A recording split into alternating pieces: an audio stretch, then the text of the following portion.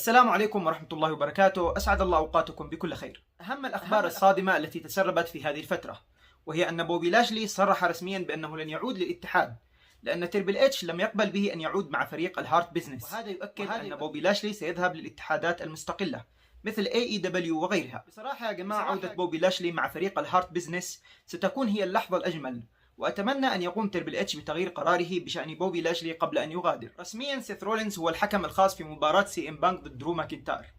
وشكله يا جماعة سوف يتسبب بخسارة درو ماكنتاير لصالح بانك، وأعتقد أن عداوة درو ماكنتاير وبانك ستستمر بعد عرض سمر سلام، وسيدخل في قصتهما سيث رولينز،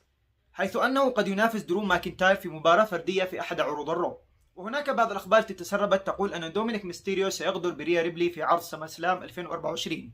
وأن ما قام به في عرض الرو كانت تمثيلية بينه وبين ليف مورغان، وأخشى أن يفعل ذلك ويقوم بالغدر بريا ريبلي في عرض سمر سلام وتستمر ليف باللقب. ومن الواضح أنه إن حدث هذا الشيء سيتفرق الجادجمنت داي، وستذهب ريا ريبلي وبريس في طريق وليف مورغان ودومينيك في طريق آخر، وإن حدث عكس ذلك فريا ريبلي ستفوز باللقب وسيستمر فريق الجادجمنت داي وسيكونون هم المسيطرين في عرض الرو. وأخبار أخرى أيضا تسربت عن انضمام عضو رابع للبلود لاين، وهذا العضو هو هيكو ليو، ومن الواضح أنه سيظهر باسم آخر في الاتحاد، وسيكون عددهم 5 أعضاء. قلت لكم سابقا أن رومان رينز لوحده لن يكفي لردع البلود لاين، ومن الواضح أيضا أنه سيقوم بتجميع فريقه حتى يتمكنوا من تدمير البلود لاين. فإما أن تكون عودة هيكو ليو بعد ظهور رومان رينز في عرض سمر سلام، ويكون ذلك بمثابة خدعة من سول لتدمير رومان رينز كما حدث مع كودي عندما ظهر جيكوب فاتو كمفاجأة، يعني من المحتمل إعادة نفس السيناريو،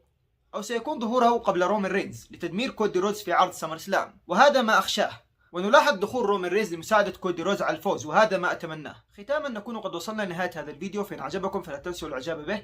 ووضع آرائكم وتوقعاتكم الجميلة بشأن الخطة القادمة في عرض سمر سلام وما بعده، واستودعكم الله، والسلام عليكم ورحمة الله وبركاته.